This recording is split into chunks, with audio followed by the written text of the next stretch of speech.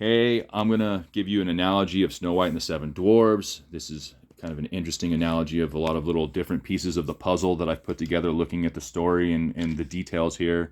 Snow White was released in the United States in 1937. It was 2 years before World War II started.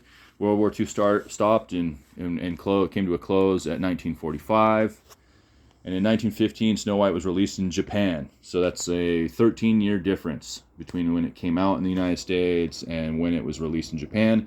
Hi Ho, everyone knows the song from the Little Dwarfs. Hi ho, it's off to work we go. In Japanese, it's called Hi Ho. That's the phrase that equals in English to the way or the path. That is not a coincidence. We'll put it that way. It's not a coincidence at all. Here's another thing, the saying this is the way in The Mandalorian being the phrase of The Mandalorian, going on a single path, almost like a pilgrimage, the same way you would consider Jesus having gone on his pilgrimage. This is the way is what was called Christianity before they had a name for it. So before Christianity was called Christianity, they used to call it this is the way. So you can see right here, Disney, hi ho, the way, the path for Snow White and Seven Dwarfs. Then they got a hold of Star Wars franchise and they did the same thing with the Mandalorian, saying this is the way. So back to this. These are the seven dwarves. I'm not sure what all the seven dwarves were. Remember what I was saying, how the Axis and Ally powers, we weren't sure who was going to join and who was going to stay out of the war before the war had started. So I think this was all kind of an underlying assumption. I would assume there probably were more countries that Disney had expected to join the Axis powers. The first dwarf is most likely going to be Japan. The second one would be Germany, and the remaining few, I'm not sure. One of them would be Italy, I guess. Here is Lady Liberty, Sleeping Beauty, whatever name you want to give her. She's Snow White. She has a red, white, and blue top. That's the same colors as the American flag. So you can consider her like the American beauty. And she is the daughter of the Queen, which is, I'm assuming, the United Kingdom, being the crown, the monarchy that gave birth to the daughter, which is the United States. Lady Liberty, which is the Statue of Liberty given to the United States by France after World War II had come to a close, and it was given to the United States as a gift in helping them defeat Germany.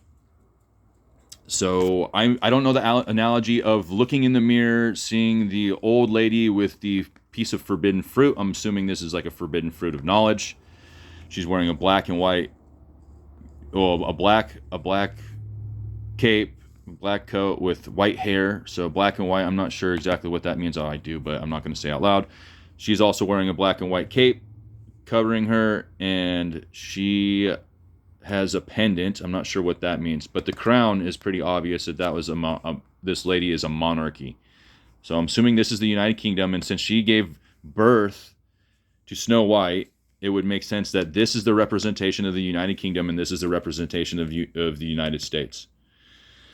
So there was the Japanese admiral that when they had attacked Pearl Harbor, they said we had awoken a sleeping giant. Well, she woke up in this story. So that's another analogy that you can see that was something that has a parallel in reality of what happened during the war. What I'm trying to say right now is that Disney released a mind control film, and two things of the outcome of that happened. They knew the outcome of World War II before it started. They didn't know all of the Axis powers that were going to be involved, but they used hi-ho as a manipulation to make the Axis powers go to work, laboring as an industrialized system organized in a warlike fashion after the war was over. So I don't know what to say about this besides I'm a little disgusted.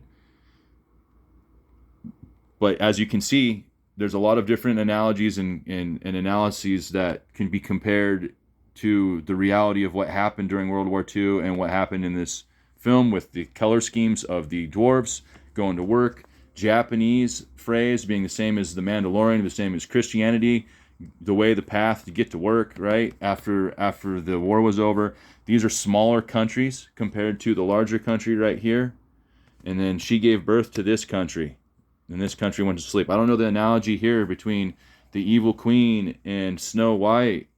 So this is kind of a weird dynamic here that I haven't quite figured out yet what this means. But there's some significance here between these two, where she's the evil queen and she gave birth to this woman. I don't know what this means. She's an evil queen in the movie, but I don't know if that really even means anything as far as the comparative analysis between mother and giving birth to the daughter, which is Lady Liberty essentially. But I hope that you appreciate this and you kind of see the comparative, the comparisons and the connections that are occurring in this movie, and how this was basically a big manipulation strategy. And Disney has a tendency of doing this with its films and its movies. So I hope you appreciate this. I hope this fills in a piece of the puzzle for someone else who's doing the same thing as me. Thanks.